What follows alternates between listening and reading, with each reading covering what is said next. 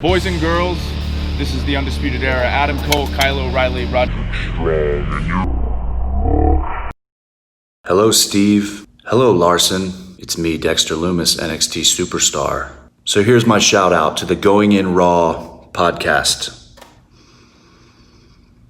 Clever name. Hey, friendo, Steve here.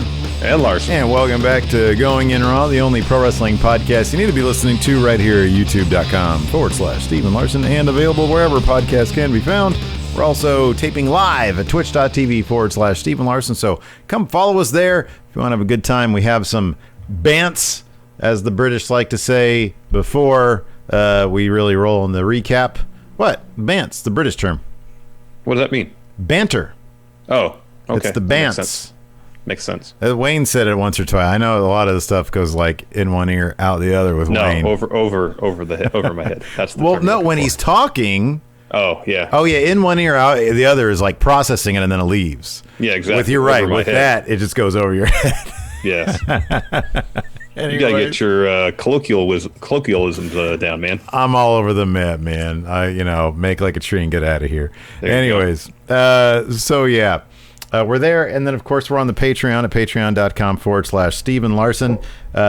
We have Friendo Club TV.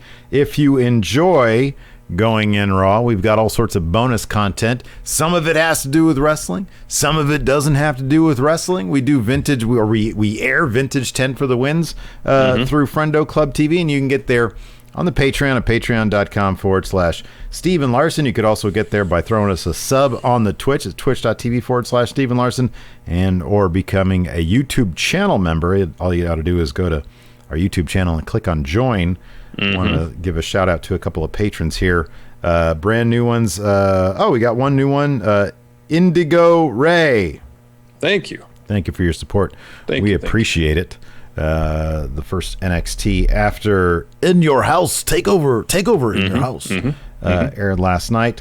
I thought it was a really, really fun show. Yeah, it was a fun show. It also set up, now that Velveteen Dream is no longer eligible to win NXT Championship while Adam Cole has the title, it set up a couple different scenarios, or a couple different contenders for Adam Cole's title. And I figured that'd be a good enough a thing we can sort of talk about to kick off today's show. Are you frozen or just really still? Hello, Larson. Oh, there you are. Well, I'm not moving on your screen. I'm moving here. You had frozen completely, and I could not hear anything you were saying. Oh, that's strange. It's the pandemic, man. It's got us all. I guess so. So, seemingly, there's two potential contenders stepping up to Adam Cole. Earlier in the show, when Undisputed Era were talking backstage, Keith Lee walks in, and it's like, I heard you didn't know what was next for yourself there, Adam Cole. And just let that linger there for a little bit. And then Adam Cole blew him off. And then to close the show, of course, we had Scarlett walk down after Adam Cole defeated Dexter Lumis. Didn't say a word, just put an hourglass in the ring. Yeah. Turned it over so the sand starts going down with the idea, TikTok, your time as champion is ending soon, Adam Cole. Yes. So one of these people I really like to challenge Adam Cole and to even take the title off him. The other one I really don't like. And I'm sure you can guess which one is which. Yeah. What's your take on that, man? Who would you prefer to see challenge him next? I mean, because look, we had both said, like, okay, it seems like Dexter Lumis is going to be next. They gave him just regular, like a regular TV match without like a build or anything. I mean, there was a build. He stole people. He kidnapped people. Yeah. But yeah, I don't know. I don't know that a character like Dexter Lumis at this point is necessarily like complex enough to give him like a full takeover treatment to really give him an actual title shot. And I don't even think last night wasn't even a title shot. No, it was just a regular match. It was not a title match. But Keith Lee, man, you and I have both been saying for a while now. No, he's spectacular, man. Especially since like Survivor Series, put a rocket pack on this guy and shoot him to the moon, because he is absolutely fantastic. And I'll be honest with you, could you imagine a guy like Keith Lee for even a small period of time holding both those titles. That'd be something else, man. And I mean, you want something in front of like a big crowd too, like maybe time that for when you bring crowds back.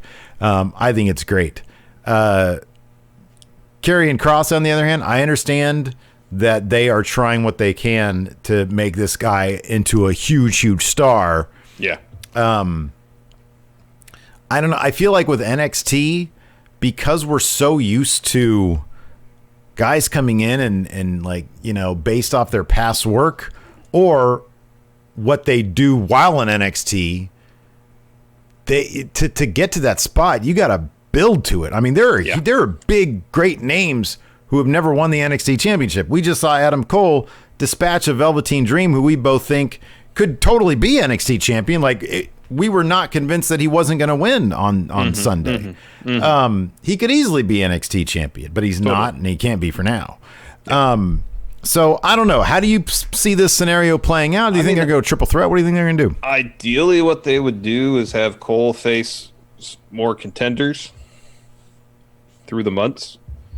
All the while, whether it be literally or metaphorically, Cross is there telling him, tick tock, your time is coming to an end. Yeah. But let that particular storyline build over 6 months or something like that. Yeah, wow. A cycle of 2 takeovers. That would mean, however, that Adam Cole would be champ for basically another half a year. Don't know if that's going to happen. It seems right now they could easily keep Keith Lee out of the main title picture, having him involved this Gargano thing, which was really entertaining last night. That mixed tag match was a lot of fun. Yeah. So Keith Lee in the short term could be occupied with that. Plus, and then Finn Balor called him out after his match. That's another thing he'll probably be involved in. I'm happy they had that bit backstage to let us, the viewers, know that Keith Lee isn't content to just be North American champion. Yeah. He still has his eyes on that NXT title, so that's cool. And not just the NXT title, the Undisputed Era specifically. Yes. Yeah, for sure. So ideally, what they could do with either of those storylines is just take their time. It seems like Keith Lee is going to be, I would expect, at least for one more takeover, defending the North American title, completing the storyline with Gargano. You got the potential story with Finn Balor to do as well. And then after that, we'll see what the future holds for him in regards to the NXT title. But with Cross, just let it breathe. Let Cross become just like a specter that Adam Cole has to contend with. Just when he thinks, all right, challenger defeated, look, greatest all time, here comes the idea that Killer Cross is coming at any moment. It's going to come and take that belt from him. Yeah, one thing I really liked that they did last night also was they have introduced the idea that we can see a lot of stories crossing paths. Of course, like we've already mentioned, Keith Lee approaching Undisputed Era. That has history. Finn Balor never has been North American champion. He just beat the guy who is a contender for North American Championship, Damian Priest, and he's gunning after Keith Lee. He told the camera that. And so you've got Keith Lee, Finn Balor. Keith Lee has talked to the Undisputed Era. So all those paths can still cross in a variety of ways, and it really feels like NXT, especially the last couple of weeks, it's really had a pep in its step. And you can always get this weird vibe. You can get this feeling when creatively they have figured out some things. They understand what direction they want to go in. And ever since they've reloaded with guys like Loomis, I am so happy with the progress with what we've seen with the Gargano thing with Gargano and Candice LeRae. Yeah. I mean, honestly, I was at the point with Gargano where I was like, I don't know what else this dude can do. And it just goes to show what good creative and a solid character turn with real purpose and motivation and the performer really biting into it can give something new life and a whole lot more time of relevancy still within NXT. And that's always what you aim for, longevity and relevancy. And so, and then even with Adam Cole, it's like they've even he's taken this, I'm now the greatest NXT champion ever. I'm at over a year. So now he's got more people gunning after him, and that rejuvenates his story as well. I like that you've got a lot of different things going on. And yeah, I like what you were saying about, let the Killer Cross stuff, let him be a Spectre, because you do two things there. You have that pressure on Adam Cole where he doesn't know when that hourglass, what he didn't know what it was. Oh, did you watch the .com exclusive thing? It was like post match and Adam Cole had hiccups. No. It was hilarious because he was like dealing with, he was like, I've got hiccups and it sucks. And what's his face? Roderick Strong was still bitching about being put in a trunk. I haven't seen my kid in 3 days. And I'm really sad about that because I was in a trunk. It was really good stuff. But you got Adam Cole, who's like worried about this target on his back, basically. Mm-hmm. And like you said, that could last 6 months. Meanwhile, you've got Keith Lee, and he's still, he has to deal with his own stuff, and it can boil into this really big thing that blows up, and eventually Undisputed Era goes to SmackDown or wherever they're going to go. But I don't see a need. I don't see any pressing need to send Undisputed Era anywhere. As long as you keep it fresh, as long as you keep the creative fresh, and they seem to be doing that pretty well. They don't really seem to be in a huge hurry to call up anybody from NXT who's actively involved in something. Yeah, they have their anchors there in NXT, and they might be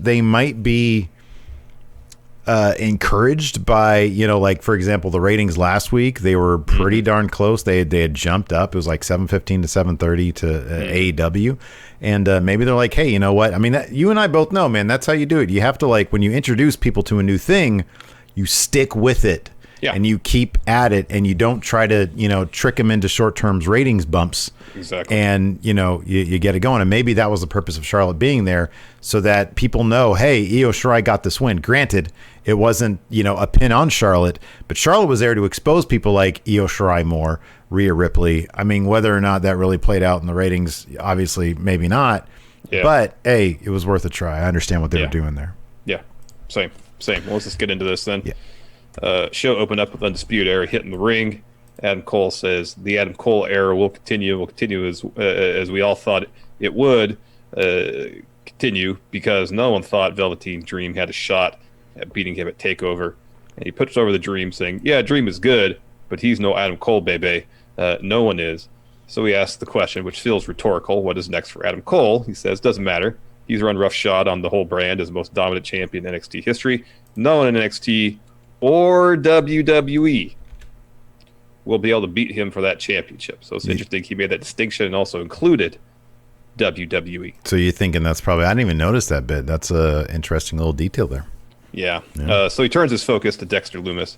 He doesn't know what his deal is. But what he did at TakeOver, kidnapping Fish and Strong, was despicable. And that's when Fish says, yeah, they were stuck in the trunk for over 12 hours. And Roddy interrupts and is like, and you know how much I hate being stuck in trunks. And they're both so confused. They're like, what? What do you mean you hate me? Anyway, so yes, Fish continues.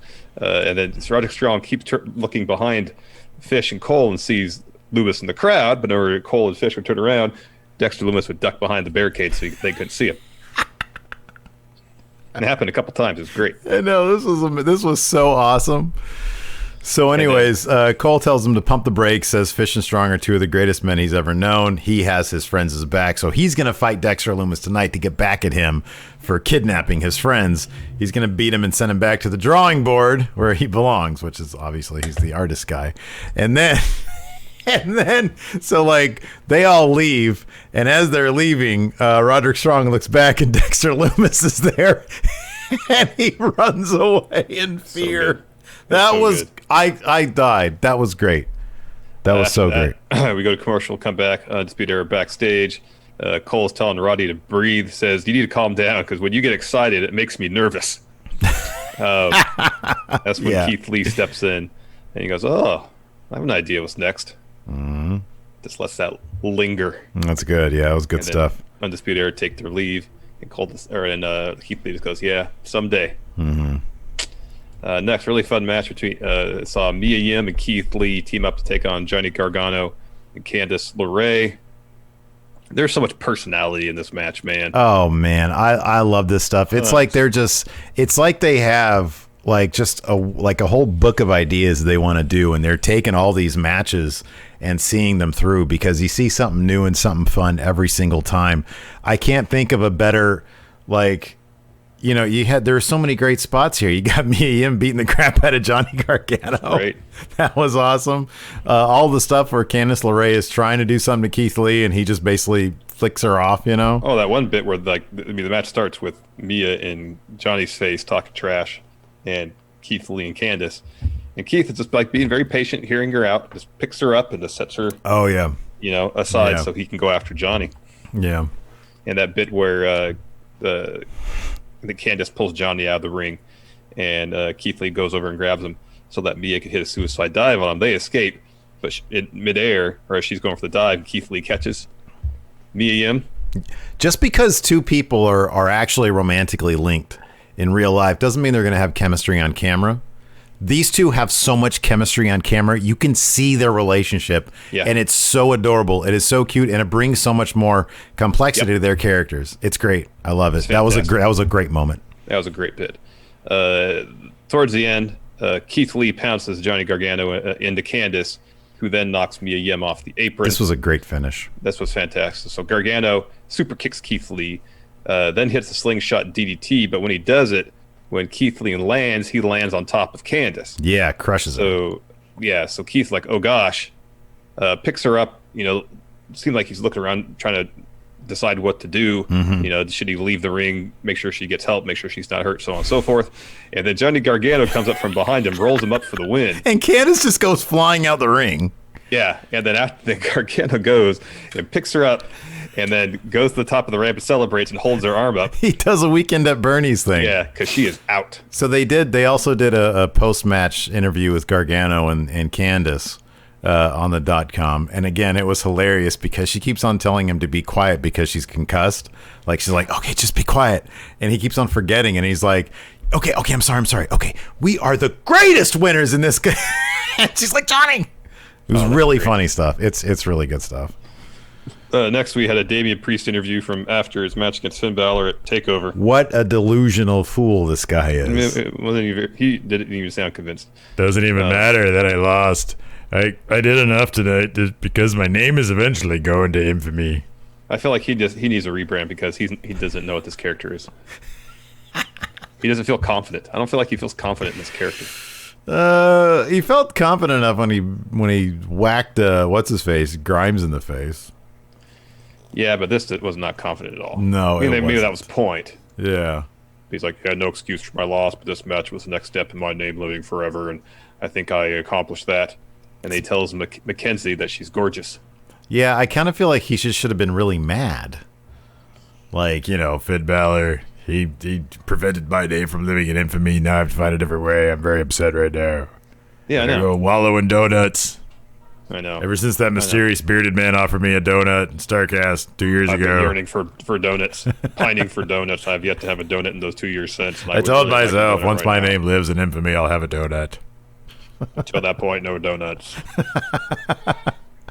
He tells Mackenzie she's gorgeous. So he's like stealing from Moose now. After that, I love Cameron Grimes. I could listen to him talk on the mic all day long. He's hilarious. She said, I forget it was Mackenzie or who it was, but she's like, it was Mackenzie. She's like, you got Finn Balor tonight. How confident are you? He's like, confident's my middle name. You know what my name is? Cameron Confident Grimes. He says, wait, do I look like a loser to you? Does he look like a loser like Damian Priest? No, I'm looking great. Yeah. He says, Mackenzie, look into these eyes. One thing you don't see is fear. And then Damian Priest rolls in. And Grimes like, hey, you look great in your match against Finn Balor. You didn't win. You almost won. Trying to backtrack. Yeah. Bang. Priest pops him with a forearm. Says, go on. Continue. And then smirks and walks away. Smirks and walks away, yeah. Yeah. That was funny. That was really good stuff. And he said something, yeah. I don't know. He was funny. After that, we had, I thought we were going to have like an actual Io Shirai appearance. I thought so too. I thought we were going to have a celebration. This was a great video package. It was awesome, but I thought we were going to have like a real celebration. But I guess it's hard to top what they had at the end of TakeOver with the streamers and the confetti and all that. I seriously thought that I had missed it when we were about to go live because I was getting like the thumbnail together earlier and I was like, oh, wait a second. They were like, Io Shirai is next. And then I was like, wait a second. I remember him saying that. I remember the little graphic that says she's next. And then, like, nothing happened. Like, they did a replay of her thing and, like, a couple words about how she's going to elevate the title. And then I looked and I was like, in your notes, and I was like, oh, it just says here video package. That's all what it was. It's just a video package. Yeah. No, inauspicious start. Not good. No, that's a negative mark for me. As Wow. Simon Miller would say, that's a down. All right. Well, don't Yeah. steal his gimmick, please. You know what's an up though is sort of the re-debut kind of Indus Share. Yeah. This was truly this should have been that first match of theirs Yeah. because they took on Delbray and Reed. John Delbray and John Reed. I'm just gonna call them Johns. All right. John Delbray Sure. and John Reed. Yeah, sure. Reed but yeah, Rothschild? because there was no messing around. They went in there and Holy destroyed their opponents crap. and got out. What's his name? It's Rinku and Sharov. yeah, I think it's Sarov. That dude is thick. they're both huge. Yeah, but one guy's like a thicker version of the other. He's Yeah, huge. taller too. And taller. Man, they weren't playing around. This was cool, man. It was like super intense and like, it was like a couple of like really scary hosses who weren't lumbering. They were like going pretty fast. Mm-hmm. Sarov? They're moving with purpose, which was missing from their initial debut match. Yeah, right. I do appreciate, though, also when they come to the ring, they do their pose in the ring. Instead of trying to be imposing like they are, Bivens does the double fingers. Like he's taking on his high school senior yearbook picture or his senior portraits. That was good stuff. So good. Anyways, they went with their finish, but during the match, Tom Phillips says that Cameron Grimes can't compete tonight after the attack by Damian Priest. He's claiming he's got a broken jaw. Yeah. Speaking By the of way, which, if anybody has any PS5 updates in Twitch chat, can you please start putting them there because I'll multitask. Sure. So we go backstage. Drake Wirtz, Drake Younger, former CZW Deathmatch King. Oh yeah. Is talking to William Regal. Drake is telling Drake says Cameron thinks he has a broken jaw from the attack from Damian Priest, and Regal says, "All right, I want to talk to him." And Drake turns to Mackenzie. He's like, "Come on, let's go find him." Go to commercial. We come back. Drake and Mackenzie finds Cameron Grimes, and he's talking to a couple women backstage. He's like, "Oh, I'm totally fine. Here, let's get out of here. Let's go downtown." And then Drake walks up to him and says, "Hey, we need to talk." And Cameron brushes him off. And then Drake says, "Oh, I got Regal here on the line." And then suddenly Cameron just like, "Oh, my jaw, it hurts so bad." And he's like, what did he say? Stop the show, sunshine. Yeah. I see you talking to those ladies back there. Get ready. Your match is up. Go get warmed up. Yep. Yeah. And then he calls Drake a stooge. He says, "Get out of here, you stooge." Yeah, that's pretty He's like, "I don't want to go downtown with y'all." That was funny stuff. Then we had a Breezango video package. Of course, they have a tag title opportunity next week. They try to make them more serious somewhat. Yeah, man, I hope they really run with this. Because at first they're like, hey, remember all those cool things we dressed up as? And they kept a bit of the goofiness, but then they like actually gave them a little bit of, some self-reflection. Mm-hmm. And they were saying, we really love entertaining people. We love making people laugh, but we focus too much on that and SmackDown doing that. I'll be honest with you, man. I'm not a fan of their like dressing up as stuff for matches. I really like these guys. I think they're terrific. I just want to see them like wrestle really good, and their natural charm will just follow through. You know what I mean? They're just naturally charming, charismatic guys. They really are. I mean, we gathered that pretty quick. Just the few minutes we had talking to them at that one for sure gaming event where they were just real easy to talk to, man. Just exuded personality. Absolutely, yeah. So yeah, they basically put over the tag division in NXT, but they said they need to leave the entertainment at the ropes. Yeah, so it's kind of interesting to see them because I mean it's not going to be, you can't transition directly from them being completely clueless weirdos to like serious competitors. Mm-hmm. So to see them transition, it's a little bit awkward, but hey, I really like that they're trying it. You know what I mean? Yeah, definitely. It's a good direction. Definitely. After that, we get a quick bit. Tommaso Ciampa's leaving the Performance Center after TakeOver. He has a little NXT towel. He puts that on a road case as he walks to his car. There's an interviewer trying to ask questions. He ignores him, gets in his car, leaves. What do you think is going to happen with Ciampa now, dude? I don't know, man. He put that towel, like, very obvious, putting the NXT logo face up so we could see it on that road case. Mm-hmm. Maybe he's done with NXT. I don't know. That's his That's his goodbye. That's his goodbye towel? Yeah. He's throwing in the towel, man, on NXT. Oh, okay. All right. He's very nicely placing it nicely. Didn't fold it, but just placed it down nicely. After that, we had a Rhea Ripley interview, and she said, I left everything in the ring there at TakeOver. And she says, good on Io Shirai for taking advantage. She saw an opportunity, and she took it. And then Robert Stone, just a mess of a human being. Unshowered, unkempt, clothes barely clean to his body. He takes off his glasses and he starts trying to shine them on his skin, which was the most uncomfortable thing I've seen. He puts them back on and he's like, can you feel this, Rhea? Can you feel? I mean, he's obviously coked out of his gourd. And he's like, can you feel the client manager chemistry? You know, you were a huge loser in 2020. I was a huger loser. What was I talking about? Oh, yeah, that's right. Together we can move forward. We could be like a phoenix rising from the ashes. And then Rhea says her chances of joining the Robert Stone brand are 1 in a million. And he does the old Jim Carrey thing where he's like, so you're saying there's a chance. And she's like, yeah, come with me. And then she punches his stomach and slams him on the road. She like dumps him in the garbage, I think, doesn't she? Something like that. Yeah. She puts him in the garbage. Oh, man, that was a good bit. That was pretty good. That was good. Next, we got Cameron Grimes versus Finn Balor. At first, Cameron Grimes wanted nothing to do with Finn Balor. Kept on running away from him. Yeah. That was funny stuff. Eventually, he got into some offense. It was a fun match. Good back and forth. Yeah. Yeah, it was a competitive match. Finn several attempts at the 1916, basically 3 tries. But he finally did, following a coup de grace, which he missed one of those too, to get the win, especially towards the last third of it. It picked up really good, and it was a pretty fun match. So Finn gets the win, and afterwards he talks to the camera, tells Keith Lee when he's done playing house, come and see him. Because he's never had that North American title before. Never had that title, yeah. So that'll be good stuff. I think I'm thinking that maybe they fed Finn Balor that Damian Priest win so that he can eat a loss to Keith Lee, because Keith Lee is so overpowered these days. It's great. After that, we had Casey Catanzaro versus Dakota, or they'll do it on TV and it'll just be a wonk finish. We had Casey Catanzaro versus Dakota Kai. Of course, she had Raquel Gonzalez in tow with her, and that proved to be sort of the well, in the end, anyways. How did this match finish? Dakota Kai. So Kai charges Casey. Casey hits the sunset flip, gets a 2, follows a bunch of strikes, and then she walks into a scorpion kicks when Dakota Kai kind of bends over and kicks with the bottom of her foot. Yeah. And then hits go to kick for the win. Yeah. But then after the bell, Raquel Gonzalez just completely eats everybody. Kaden Carter comes out. She tries to make the save when Dakota Kai is beating up Casey Catanzaro after the bell.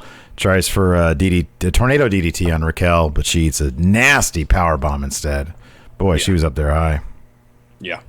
After that, we did a Timothy Thatcher video package. Apparently, he's starting his own training school inside the Performance Center. I don't know if he's doing some sort of sublease arrangement with NXT. I didn't see any. Did they show any students at the very beginning of this?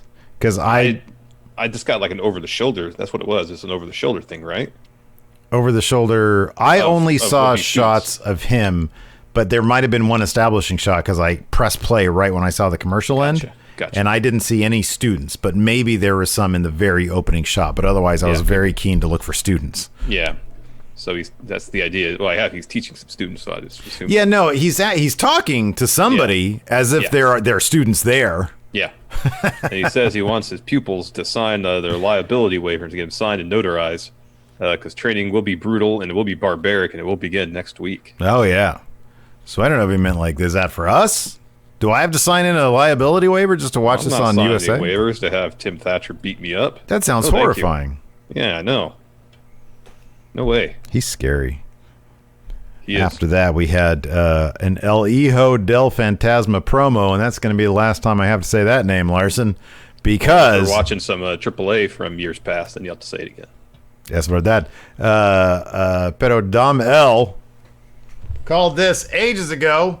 So he starts talking about how he's the Cruiserweight champion, or he's about to start talking about that, and then he's immediately interrupted by, who's the man? Drake Maverick. No, that wasn't his theme. Yeah, new theme. Oh, you're right. And it was boring and generic. I just realized that I didn't hear the Who's the Man theme. Yeah.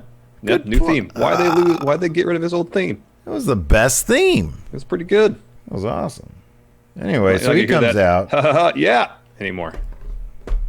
I kicked off his theme. Who's the man? Anyway, so Drake Maverick comes down and he gives the typical, hey, I had a lot on my mind when I lost. You were the better man, but I feel like now that my mind is clear, I got my contract. I've accepted less money from the WWE, but I still have a job. I want a title shot. And then he says "sí," which, as you may or may not know, means yes in English. And so they're about to shake hands. And then the masked men, the luchadors in the suits, come running down. The kidnappers come down, and Drake's like, oh, hey, let's take these guys on ourselves. Yeah. And so they go back to back as they're surrounded. But, Fantasma turns around, and Drake's like, oh, crap. In my periphery, I can sense that he's turned around. Yep. I can feel him breathing on the back of my neck. So he turns around. He eats a headbutt. And then the other two guys come in. Kick him. They kick him, and this bit was cool. So they get up on the corner post. So you see all three of them, and they look all dramatic and stuff. And then he's down there with Drake, and he takes off his mask, and so you can see his face. And then he stands up, and he says, and it's cool because he didn't need a mic or anything. They just had like a boom point on it or something. And he says, my name is Escobar. Is it Santos Escobar? Yeah. Okay, my name is Santos Escobar, and I'm the Cruiserweight champion, and nobody can touch me. And then he sort of makes a signal, and those two guys on the corners, they both like do some like splash moves onto double splashes, yeah, onto Drake. I thought it was really well framed, it was really well executed. You missed one bit. Well, after the attack, the masked luchadors unmasked. Oh yeah, duh. Raul Mendoza and Joaquin Wilde, who we'd seen kidnapped. So moving back in time. Mm-hmm. How many people were involved in the first kidnapping of Raul Mendoza? Was it 2? Yeah. So, I mean, this is the only part of the story that... Time travel. It's time travel, man. Oh, okay. Raul Mendoza and Joaquin Wilde went back in time to kidnap themselves. Okay, so I have a better, more... How's that better? You love time travel. Okay, no, I'm sorry. You're right. Not better. Not more creative. More plausible. More realistic. Although Aerostar was a time traveler. So I guess, all those dudes. Anyways. So I'm thinking that all three of these guys got into this pact together before any of the kidnappings happened. And then they said, hey, let's concoct some sort of dramatic reveal where, like, we'll all kidnap each other. I thought you said more plausible. You're making a good point now. I just don't get, like, why would they have done the kidnappings if they kidnapped themselves? I mean, there's two more luchadors that have yet to be unmasked. Okay. Like, I don't know what the Santos Escobar's gimmick is going to be. So we're thinking it's like cult leader brainwash guy. Maybe, like, he kidnapped Raul and Joaquin, indoctrinated them in some respect. Jaime Jones instead of Jim Jones. All right. But it's not. It's Santos Escobar. And another question is, so, they always choose their names based off of some lore that they're into. Sometimes it's wrestling, sometimes it's not. Yeah. Santos Escobar. Santos could be El Santo, the legendary luchador. Is Escobar Pablo? I mean, that's the first thing that pops in. The first thing that popped in my head. Same here. That's pretty dark. Yeah. He's like a brainwashing drug runner guy. Yeah. Could be. Well, Santos means saints. Yeah. But right? I mean, Santo. Isn't San saint? Yeah, I think it also means saint. Yeah. Yeah, the English translation of Santos is saints. Yeah. But yeah, like San Francisco and stuff is named after. Yeah, right. Yeah. I think that, usually it's more specific than that. Maybe it's not. Maybe he's just, Saint Escobar. I don't know. It's cool. Don't get me wrong, it's rad. It's like a character out of Narcos. Yeah, totally. I mean, Narcos is based on Pablo Escobar, but still. Yeah, this is cool. Whatever it is, I don't care. It's cool. He's got two really, really, really awesome guys, Joaquin Wilde and then Raul Mendoza. So that means they're going to get more shine. I'm all about this, man. I don't know what their faction name is going to be, but I hope they have one. Same. And hope it's it'd be cool. cool. Yeah, exactly. Next, we had Undisputed Era backstage. Cole said it's time for him to set example. And while he's talking to Roddy and Bob Fish, Roderick Strong finds a drawing that Dexter Lumis did, you would think, and his picture of Undisputed Era all beaten up and bloody. This was more like a Patrick Bateman drawing. It is. You know? And they were like no sell. Cole and Fish were like no selling it. And I was feeling Bobby. I was like, I was feeling Roderick Strong. I was like, man, if somebody leaves a drawing of me like with a lot of red ink on it, you know, with blood, I'm going to be freaking out. Yeah, exactly. I'm freaking out. Cole tells him to calm down. They're in Undisputed Era. No one mess with us. Oh, so sorry. Hold on a second. I forgot to finish my bit. So Dom L called that Santos Escobar reveal ages ago. Ages ago. And I said, and he predicted not just that, but he would win the Cruiserweight Championship. So because he got everything right, I was going to put, he's a big fan of Ruby Riott. Like, yep. Unhealthy to that degree. Unhealthy degree. I said she'd stay there forever. So there you go. There. Man of his word, Steve. Here. So anyways, Cole says, no mess Undisputed Era. Cole and Bob Fish leave. And Roddy's about to. He looks at the picture again and then looks up. And there's Lumis peering through this little window on the door. And Roddy gets all freaked out and runs out.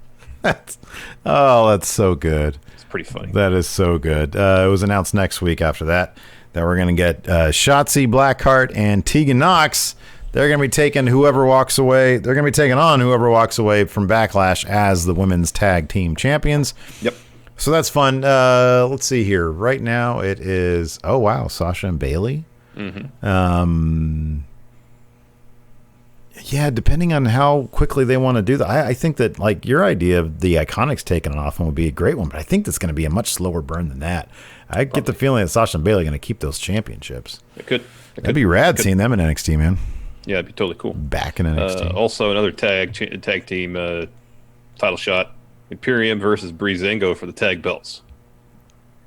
Yeah, that's cool.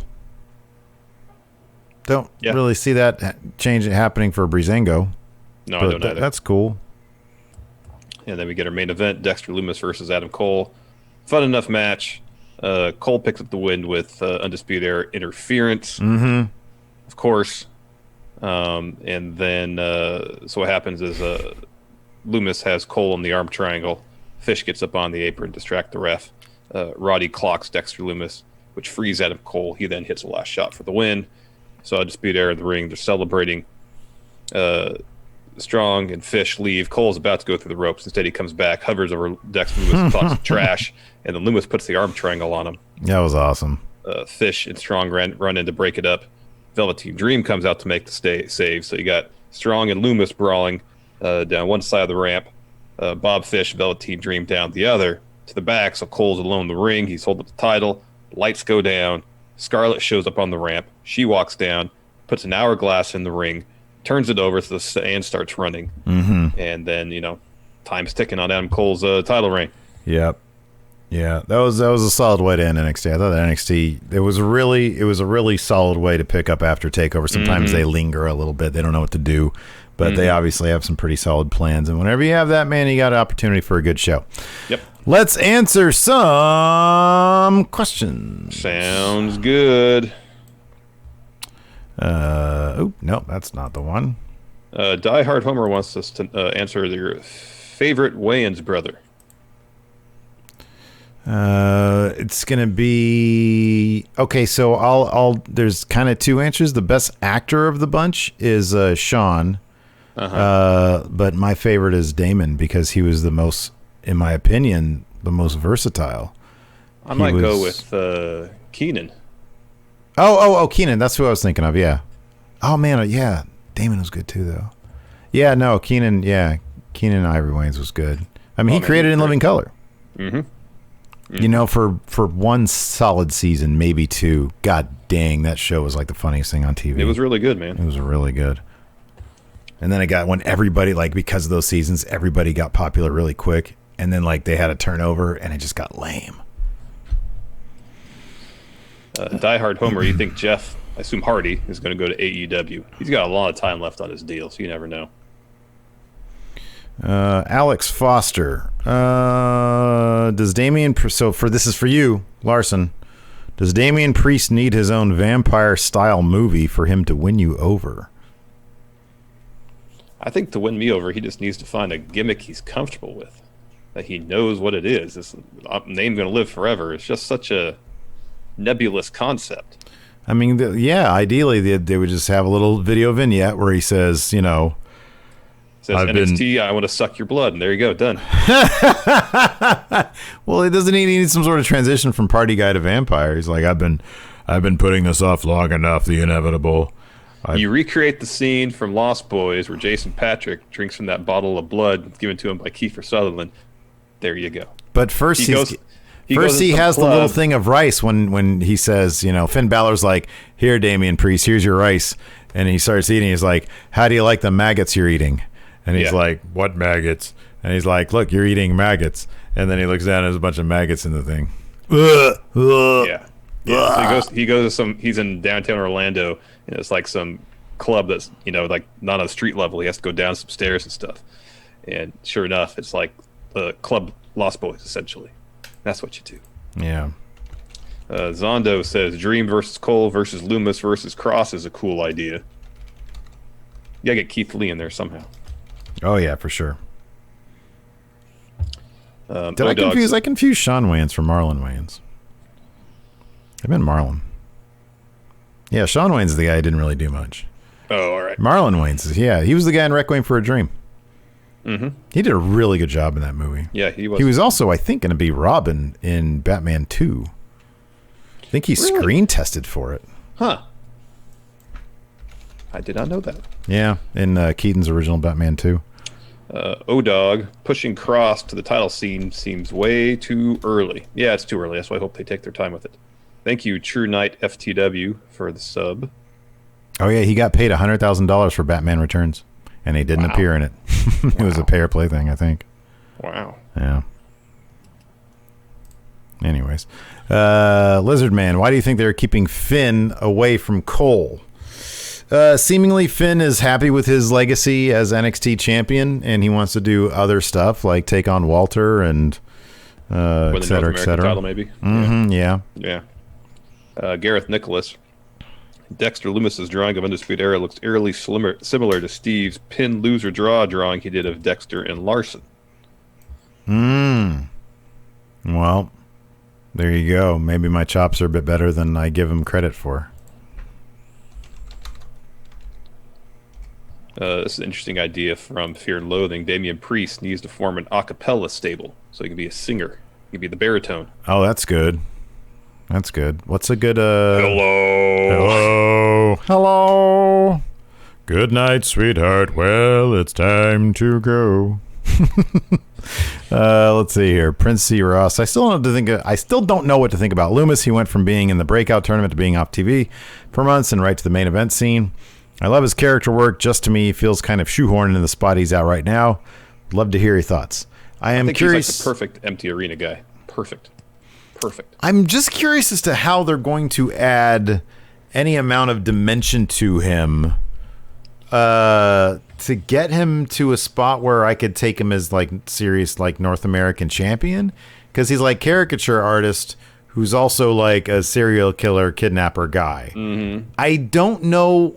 Like the thing is, like, you need to be able to relate somehow to champions. That's what gets them over. At least face champion, yeah. And it's weird they're pushing Dexter Loomis as a face, even though he is, as you mentioned, an artist slash. Well, they take a diplomatic approach by saying he's a tortured artist. Although I think Dexter Loomis takes the torture part of that much too literally kayfabe wise.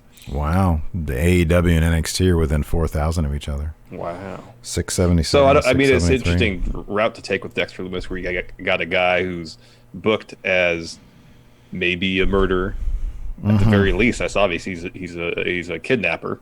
Yeah.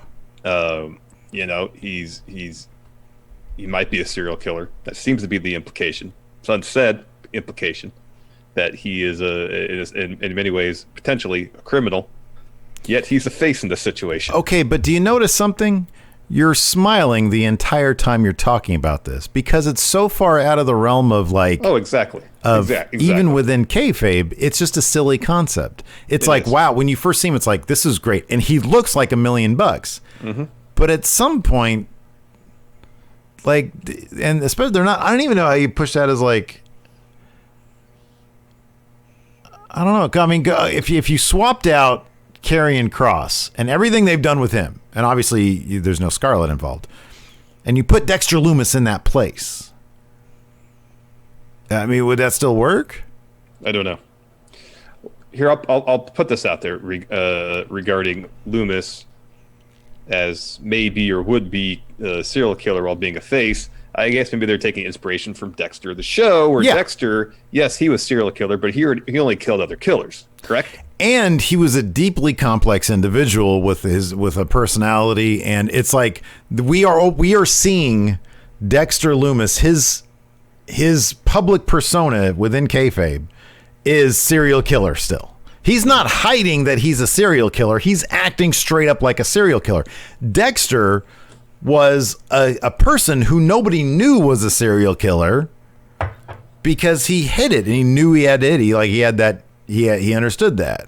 Mm-hmm. In the case of Dexter, so it's like, hey, he's a person. In the case of Dexter Lumis, he's like Michael Myers or Jason. Mm-hmm. And I mean, yeah, I mean, Jason, I guess, and Michael Myers, they're good heels. Yeah. But within the world of wrestling, I just don't know. I don't know.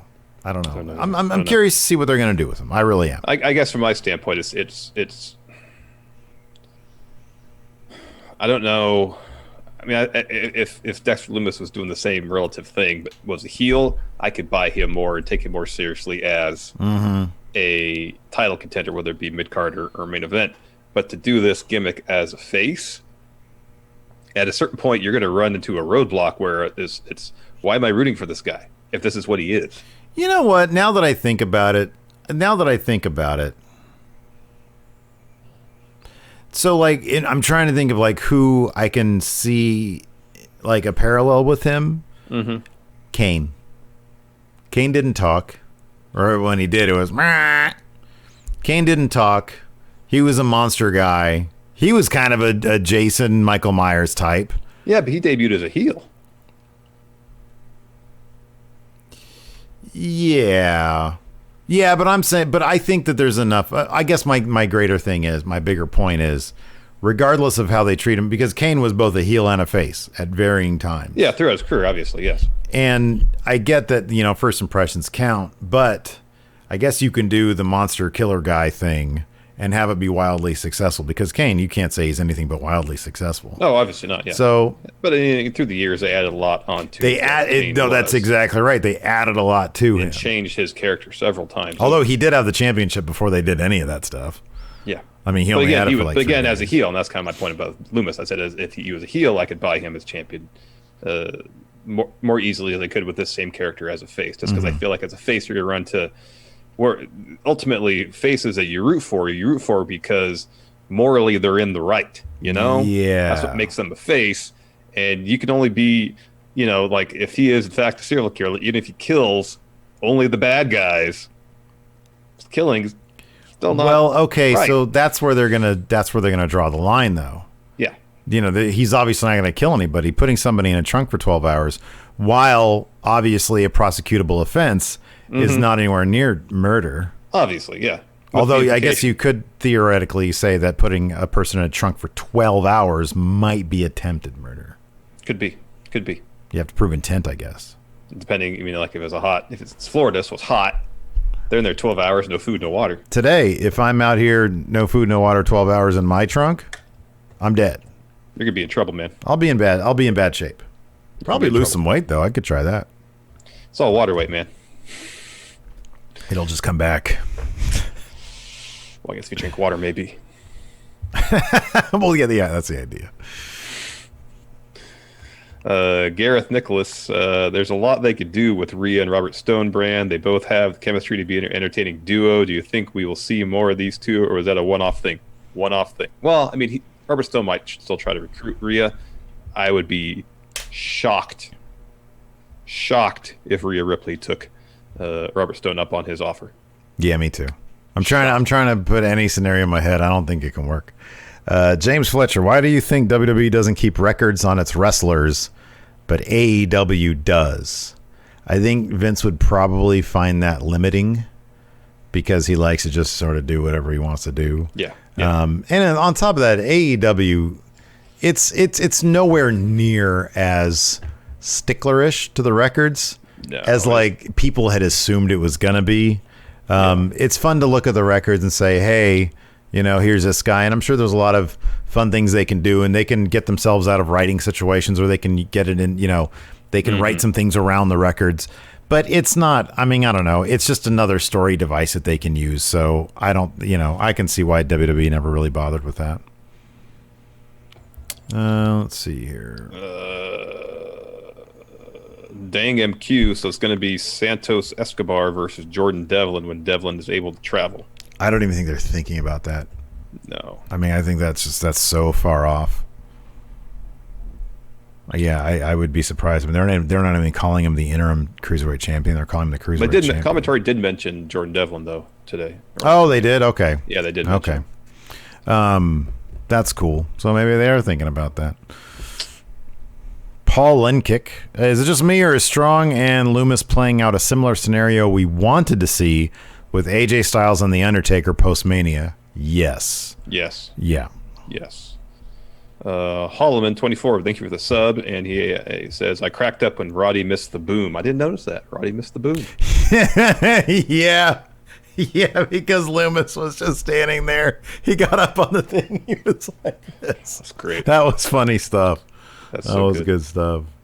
Fear and Loathing says, Roddy said he hasn't been home in 3 days after being in the trunk for 12 hours. Robert Stone hasn't been home in 3 weeks. What's up with these NXT guys not going home to their families? Sometimes, look at Ric Flair, man. Sometimes this is not where you want to be. Wolfpack for life. With Fantasma being the obvious leader of the masked men group. Hey, man, it wasn't that. After, the last couple of weeks have been kind of obvious. But at the beginning, it wasn't. No, actually, when they first started doing the masked luchadors guys, the early report that was going to be Fantasma leading up. So wait, what's that? The early reports from when the masked luchador thing. Oh no, yeah, Meltzer reported on that ages ago, but I didn't. That's when I wasn't. I can tell. It's like on one hand over the past couple months how many Observer newsletters I've actually read. If there's something important, it'll come out. But yeah, I missed that one, and I'm happy I did. They said the question is, what was a reveal in wrestling history that was obvious from the beginning? To me, it was the higher power. I know that wasn't the original plan, but when they started doing that stuff, to me it was like, okay, that's going to be McMahon. Yeah. Nobody else is going to be the boss of the Undertaker. Oh, I thought it was when the Who attacked Alistair thing. It's like as soon as he saw Gargano walk through that hallway, he knew it was Johnny Gargano that attacked him. Yeah. Fear and Loathing. On After the Bell, Randy Orton went into detail about AJ being a flat earther. Yeah, I heard about that. Wait, you were the one that told me about that? I told you about that this morning, yeah. So he went into so what was the detail? I'll have to listen to that. I found the quote on Cage Side Seats, but in short, I think he said, yeah, he is a flat earther and that he likes to tease AJ about it. Here, I got it right here. AJ is a flat earther. He thinks the earth is flat. This is from Cage Side Seats. And I know that's just really a comical topic to talk about, and I give him shit about it, and he hates it. And he says, no, it's not a rib. He thinks the earth's flat. Oh, I love that. I love that. Oh, man. Secret shame for AJ Styles. I just love Daniel Bryan. Hey, so you think the earth is flat? I think there's some questions that need to be answered. I have the answer for you. Yeah, I know. Hollow HMR, which top three superstars that should beat Keith Lee for the title? Oh, it should be Gargano. Yeah. It should totally be Gargano. That's number 1, 2, and 3. Oh, wow. Stop the presses. Dang MQ. WB announces Tucker to return for SmackDown.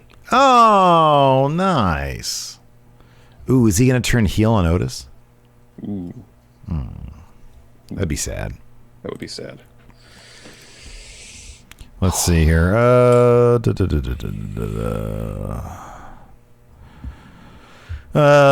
Broken Sound Wave. Who's on your Mount Rushmore of NXT superstars? Oh, good question. Asuka, Finn, Cole, and Nakamura. probably Charlotte. All right. Or Bailey. All right. Or Sasha. One of the 4 horsewomen that isn't Becky. I would do that. You would put Nakamura there? Yeah, I don't think anybody's been as over in the history of NXT as Nakamura was. He was pretty damn over, that's for sure. How about, he says, your Mount Rushmore of people who didn't win any championships. Oh, wow. Does he mean he doesn't specify in NXT. I'll go ahead and say In NXT. and in NXT, people who did not win championships. Wow. Boy, that Ty makes Dillinger. really on a Mount Rushmore. Interesting. Because he could have. The story was there for him to conceivably win the NXT championship. The story was there. Okay, sure. Boy, a lot of people won NXT championships. I know. Owens won the NXT championship. Yeah, I guess Baron. Baron never won title NXT. Wow, Baron and Sean Spears. Okay. This is great so far. This is just all people that's been called up to the main roster. That's Adrian C says Cesaro. But did he really have much he of wasn't in NXT a bunch though. So I guess didn't he put Becky debut on on Main Becky. and then go to NXT and then go back to Main? He was in FCW first, and I think went to main, then went to NXT. Yeah, right. Yeah. Becky, I don't believe ever won the NXT Women's title. So Becky Correct. would be on No. there. But then, I mean, if you're looking at impact on NXT, like who made the biggest impact in NXT, but didn't win the titles, any of the titles in NXT? That's hard. I know. That's why like the first two names were Baron and Ty Dillinger. Oh, this is a good one. Emma. All right. Emma's a good one. Becky's on there for sure.